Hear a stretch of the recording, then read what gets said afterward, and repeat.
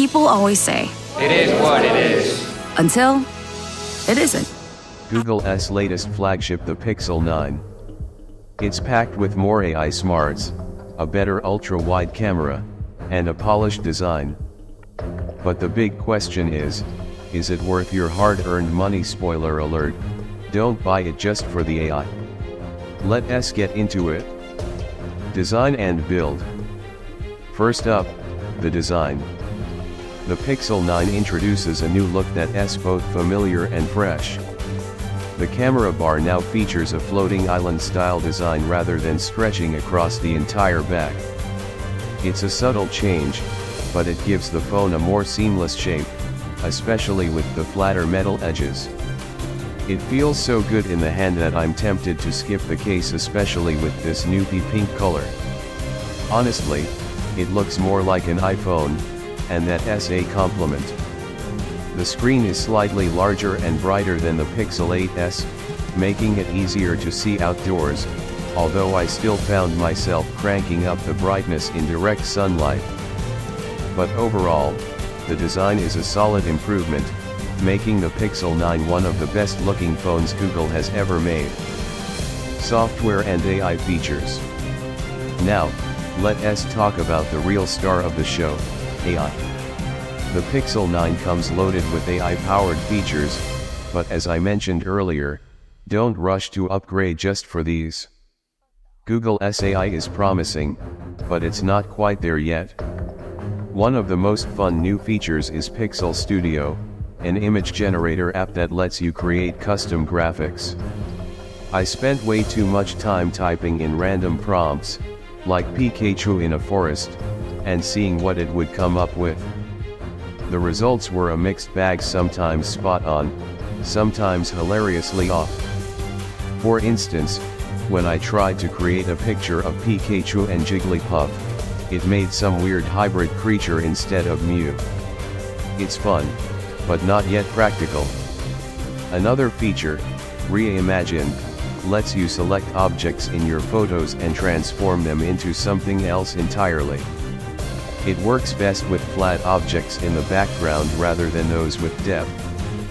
And then there's Pixel Screenshots, which is probably the most practical new AI feature. It allows you to search for any information stored in your screenshots, like a Wi-Fi password or an order confirmation. Super handy. But the wildest feature by far is Add Me.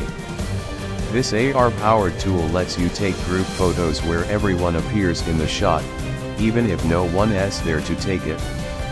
It works by taking multiple photos and merging them, but the results are a bit unnatural.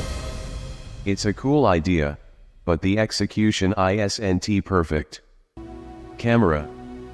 Moving on to the camera, Google has traditionally nailed this aspect, and the Pixel 9 continues that trend.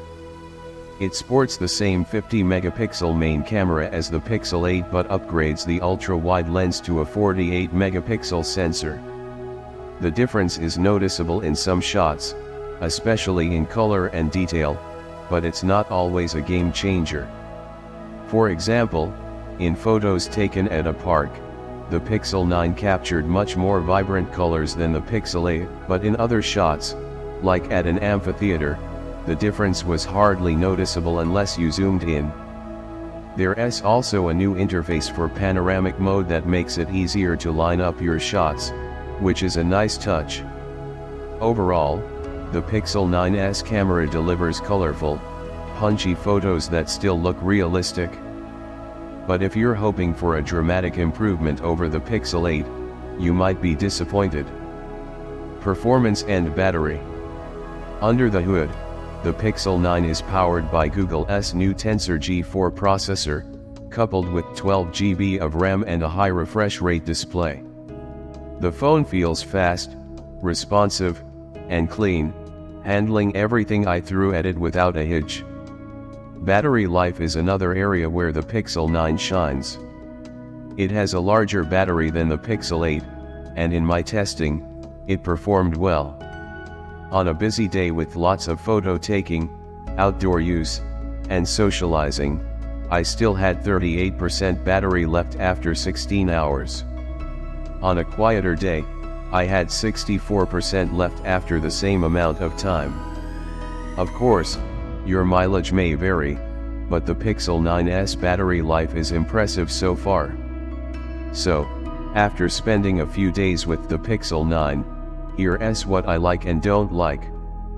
I love the new design, it's sleek, seamless, and just feels premium. The Pixel Screenshots feature is super practical, and I appreciate Google's effort to improve the ultra-wide camera, even if the upgrade is subtle. And the promise of 7 years of software updates is reassuring. And it's a big but AI alone isn't a reason to upgrade. When you strip away the new AI features, the Pixel 9 isn't that different from the Pixel 8. And with the price bump to $799, it's now competing in a higher tier, where you can get phones with more advanced hardware, like a dedicated telephoto camera on the Galaxy S24. Overall, if you're a Pixel fan and you're upgrading from an older phone, you'll find a lot to like here. But if you already have a Pixel 8, I'd say wait and see what Google does next. That's it for my review of the Google Pixel 9. If you want more details, be sure to check out my full written review. Thanks for watching, and I'll see you next time.